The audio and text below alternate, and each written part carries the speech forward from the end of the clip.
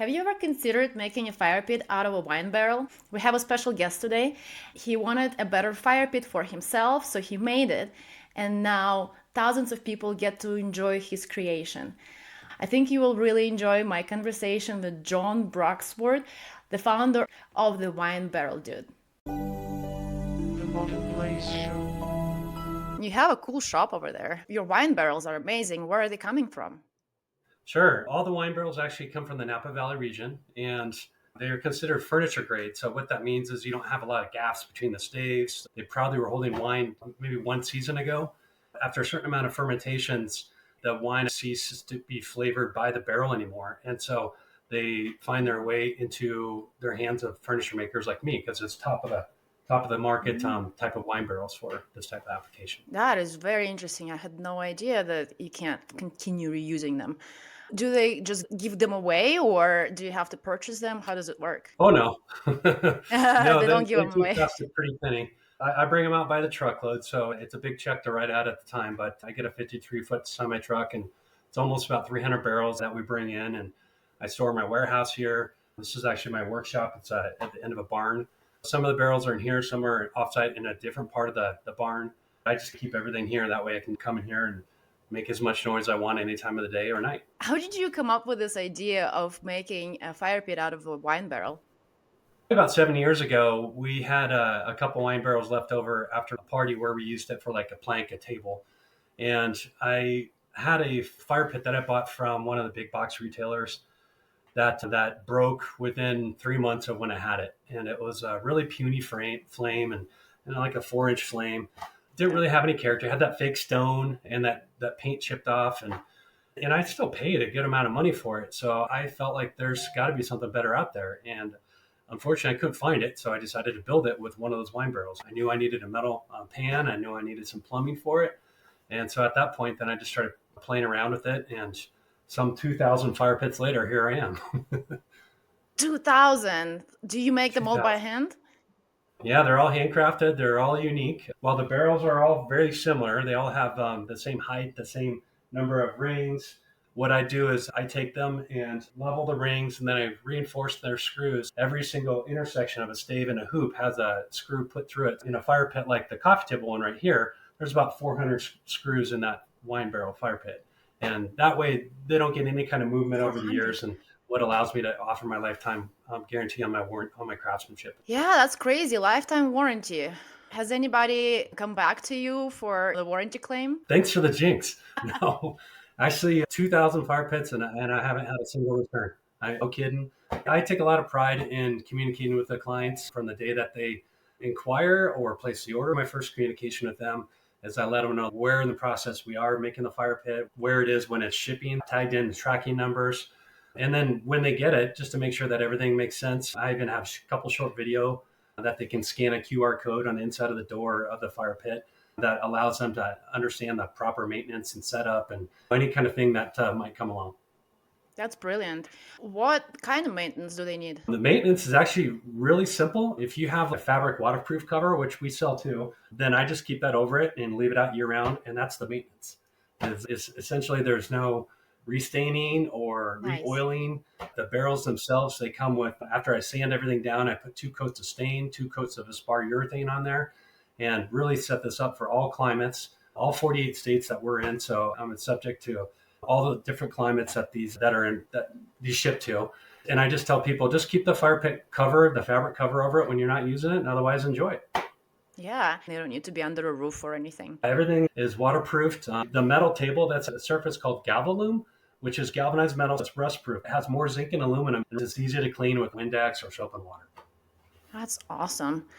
Brilliant. It really seems like you have thought of everything.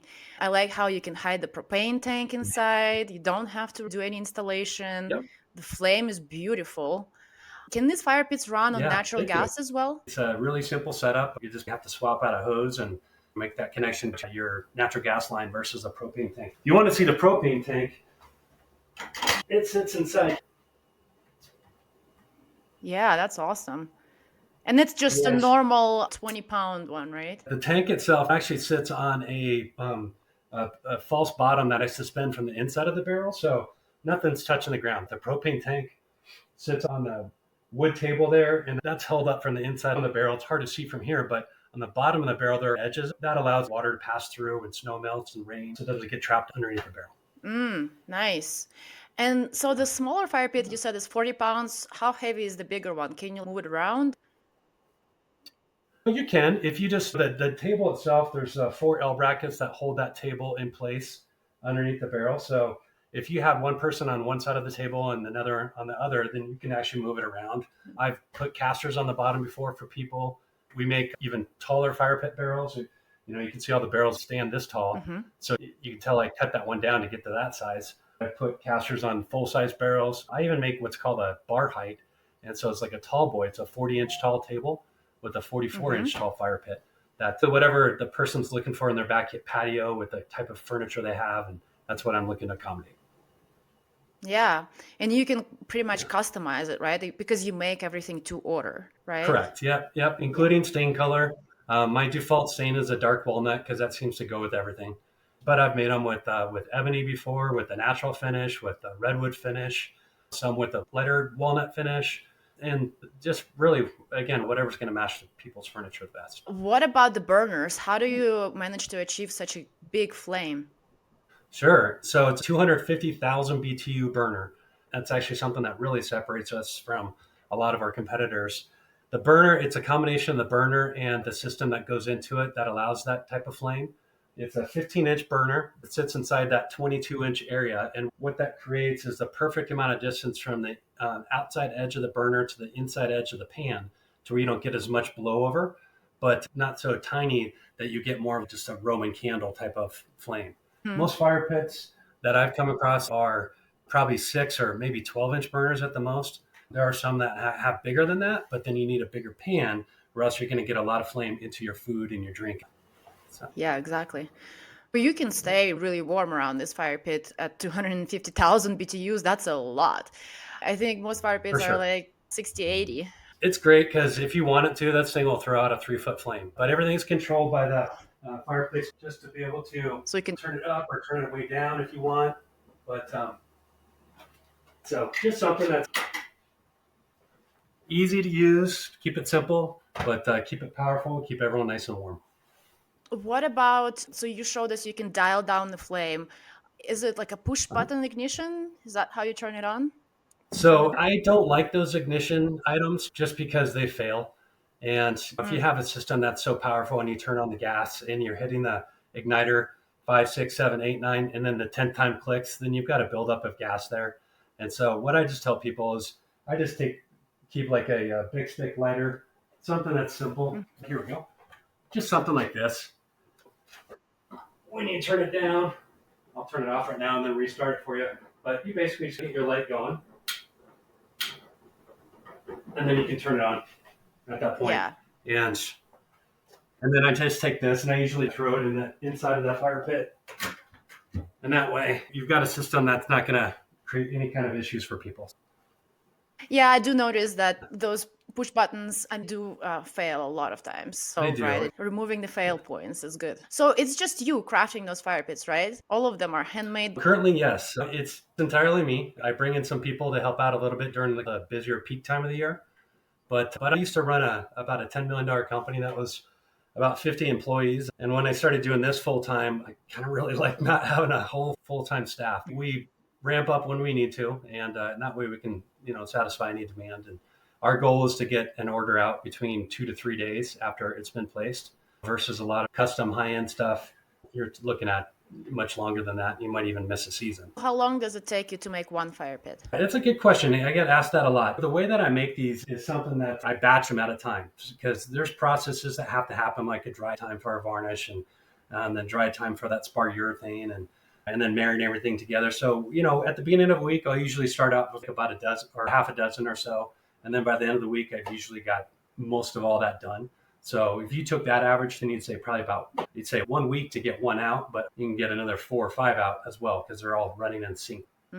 So you try to pre-make them ahead of time so you're meeting that 2-3 day lead time.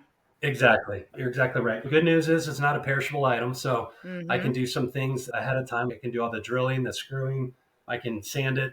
Most of the time I'll stain it, but sometimes I'll leave some unstained set aside. And that way, when people, if they call up and they say, hey, I'm looking for one that matches my back patio, which is all black furniture, then I don't have to start from scratch. Right. But yeah, How long have you been doing this? 2000 fire pits. How long did it take? it's crazy. The very first one I made was for our own back patio. That was 7 years ago, about 7.5 years ago. I started going full time with this about 4.5 years ago. So yeah, 2016, 2017. And then, right in the middle of the pandemic, I went full time with it because I had placed a social media post. And in that week, this was in April of 2020, in that week, we shut down as a nation. My orders went through the roof. I think I took more orders in that week than I did the whole year before. Wow. At that point, it was pivoting and okay, how are we going to make this full time? Here we are. So many businesses got started during pandemic. People had time to expand their hobbies or passion projects, which is so cool. I think we started Right. Yeah, working with for you sure. either in the middle of pandemic as well or right after. Yeah, it's been a few years. You actually are the very first people that I worked with when it wasn't just them coming directly to me. It's been great. Okay.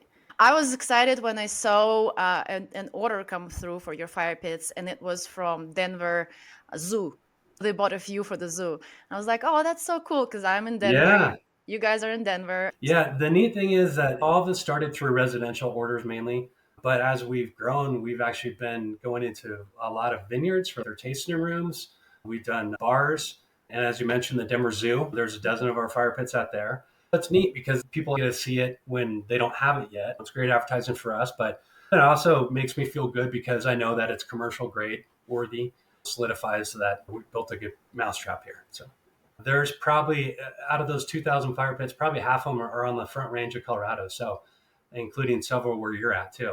It's crazy. I get probably once a week or something, somebody says, hey, I sat around your fire pit the other day, or I saw it at this business. So it's neat. Are you planning on expanding, adding more products, like growing the team? I know Mm-hmm. you said that you're enjoying being solo. Yeah. The long play is to keep building the business because eventually it'll be something that I hope it's strong enough and big enough that it's something that I can pass along. But a couple of different items. This is actually a horizontal fire pit barrel that I need to talk to you about Hmm. too. I don't think People, we when have that they yet. asked about a rectangular display, no, they're asking about a more rectangular display, and I came up with that idea, and that's pretty brand new. I think there's probably maybe a dozen of those out there compared to a couple thousand of these other guys. We do other things. We do like just minor accessories, a wine barrel head serving tray. I've done whiskey flights with the Glencairn glasses. I do liquor Mm, cabinets. This is actually a liquor cabinet. This is the half nice. barrel liquor cabinet. And Uh-huh. the nice thing about that is when you have a full barrel, something round up against a wall doesn't work very well. And so that's a half barrel that fits really nicely and actually still holds quite a bit of liquor inside that too, or whatever you put in there. But Yeah, that's so cool. We should probably add that one too. I love the idea. So you're using wine barrels for all of your products. uh-huh. Have you considered using whiskey barrels or anything else like that? Because a lot of people have a whiskey barrel at their house and they're like, hey, can you make my this barrel into my own fire pit? Mm-hmm. So the reason that I use wine barrels for the coffee table one is because there's, as you probably know, on a wine barrel, I'll pull one aside here. On a wine barrel, there's a certain depth in the chime. The chime is the distance from the top of the barrel to the top of the head of the barrel that allows me to put the metal pan inside here. Mm-hmm. And with whiskey barrels, that chime is only about a half an inch, and the wine barrels is about an inch and a half. Oh. And so the way that I protect the wood from catching fire is I have the metal pan on here, and it sticks up slightly. And I take a, a 2 pound sledgehammer and I walk around the barrel and I actually curve that Mm. metal down to where it covers the very top edge on that whiskey barrel because that chime is so small. It doesn't allow the depth I need to put the burner in there along with all the fiberglass. Now the Junior actually is a whiskey barrel. It's a 10-gallon small batch whiskey barrel Oh, that does okay. have that proper depth. I can get away with it on that one, and that's why I tell people I am the whiskey barrel dude as well, but that's only for the smaller one. Uh, the wine barrel ones are for the bigger fire pits. So. Yeah. I love the name of your brand. It's so Colorado. Thanks. Yeah, that's, Uh, I don't know if you can tell in the logo, that's actually what I had designed in there too, just a Colorado crafted. How did you come up with the name, the Wine Barrel Dude? Yeah, in my previous life, I worked at a printing company. I started in sales and I got to know this client very well, and they had an office full of a bunch of graphic designers in there.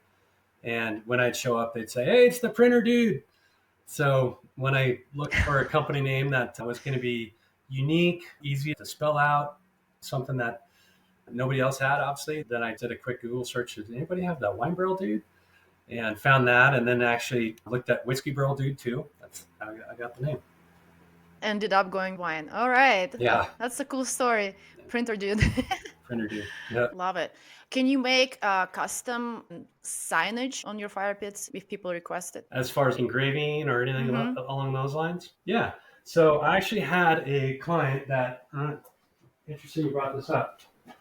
He is from Australia and wanted to have this done to his top of his fire pit. So this actually is what fits on top of the barrel when you're not using it to protect the fire pit. And yeah, so he said, "Can you put an Australian flag with the country and everything on there? That'd be really cool." So yeah, I do that too. So you have a special machine that does this laser engraving? So on this particular one, I did a vinyl. There's a laser that I can do too. Mm-hmm. And I did a test piece for him before that actually show you there. This is my dog, Skylar. This is engraved on the metal itself, Mm-hmm. as opposed to this one because he wanted it to stand out a little bit more as a vinyl that will hold up over time. We need to offer this as an option for customers. Do you charge extra for the engraving? Yeah, but it's not much. In context to the fire pit, I think it was under 100. Just a little bit of design time and actual time to put the vinyl on there, and away you go. Absolutely. Mm-hmm. Speaking of prices, how do you manage to keep your fire pits so affordable, especially when you compare it to many other brands? Yours are a really good price for what you're getting. Thanks. I appreciate that. When I set out to do this company, I didn't set it out to necessarily make a million. It was more of my frustration with what was out there. The next price point up was like $4,000 or $5,000. I really wanted to have a fire pit that was unique, powerful, a good conversation piece that's going to last forever. When I sourced all these different items, putting it all together is how I've achieved a lot of the efficiencies. And if maybe people buy kits when they try to do it themselves, or just when they go through other companies, maybe there's 4 or 5 middleman markups in there. But I just think it's a fair price, and I want to reward people with something that maybe some budgets wouldn't allow by pricing it where I Mhm. do. At the end of the day, what gives me a lot of thrill is just the amount of fire pits we have out there, and just that people aren't buying fire pits that are going to go in the landfills because Mhm. these things will last. Other efficiencies are probably just in doing these so many times, so many thousands that I've done now. I've got things dialed in here with how the shop is set up. When I bring in people to help out, just knowing how to keep them busy and working with great partners. Shipping is probably one of the bigger parts of the cost of the fire pit, just that one line item. But I've got that dialed in really well with a couple different shipping partners. And now I really pride that when people have this shipped to them, there's no assembly required. They basically take down a couple tie downs that hold the fire pit to the pallet and then set it in place. There's no confusing boxes, everything to put all together. It's just ready to go. So I guess a long-winded answer to your question is probably just in doing them for so many that I've done them so many times, I feel like it's profitable enough for me to price that where I'm at. Yeah, you got it down to science. Speaking of shipping, you mentioned it ships it on the pallet, so everything comes on one pallet. Correct. Yeah. I take a pallet and I'll put a 48 by 48 board on top of it. And then I actually put the fire pit on top. And then I have tie downs that go from corner to corner after I shrink wrap it, bubble wrap it. And then everything ships LTL. So it picks up from my outside my workshop to anywhere in the United States into their curb. If they want white glove delivery to where they actually bring it, set it in place in their backyard, they can do that too. So yeah, just keeping it simple. That's awesome. LTL is definitely hard to figure out as far as cost. So that's awesome that you did figure it out. And it is convenient when they bring it to the curb and they can unload it, and all people have to do is just carry it to the backyard if or wherever they want to put it. Exactly. There's not a lot to it. My wife is 5'2", about 110 pounds, and she sits on one side of the fire pit, grabs a table, and I grab it the other side, and we can put it anywhere in place. It's really easy. Yeah, perfect. John, thank you so much for creating this amazing brand. I really love your products. They're definitely conversation pieces. You are super easy to work with, so I'm really excited to expand our partnership. And I love doing these interviews because people get to know people behind the brand, right? I think it's so important and learn about you, your Right. Well, story, what motivated you to start it. It's awesome. You scratched your own right. itch and you created an amazing brand. Thank you. You have an amazing company that I got to compliment you on. Just enjoy working with great people. One of the greatest things about this job is I'm not doing something that people have to buy, but it's something that people want to buy. It Mhm. brings people a lot of joy to sit around them, make memories, and get hypnotized by the fire. It's very therapeutic and just awesome to have a product that people really enjoy and can build memories together with. So, Yes, so many conversations, so many memories. Fire pit is definitely that gathering spot. I love it. I love your right. mission too. To wrap it up, do you have anything else you would like to share? I need to be better about getting you a little bit more of the products that we have. But if anybody wants to see winebarreldo.com, and they have a little bit more to look at there too, it's really meant to be something that if people have an idea of something that they're looking at, feel free to give me a call, because I do pride myself on doing custom work that's not super high end price wise, but super high end durability wise and showcase piece wise. It's just really what people are looking for. They just want a fire pit like this, or maybe just a coffee table without the fire pit.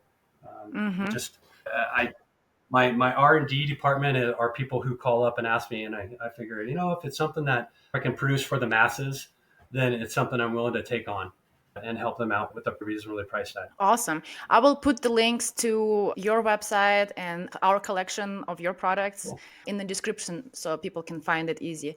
That was great having you on the podcast. Thank you so much. And next time, hopefully, we'll do another episode and we'll do it at your shop. You have a lot of cool items there. Yeah, I'd love to have you come down. I get a lot of people who are local who say, "Hey, can I just come by and take a look?" And absolutely, and we chat it up and show them couple different models. I really appreciate you reaching out to me. So thank you for having me on. Thanks, John. And there you have it. What a cool brand. What a cool dude. I hope you guys enjoyed this conversation. Please support the channel, like the video, subscribe, turn notifications on. And thank you so much for spending some time with me. I'll see you in the next video. The Moment Place Show.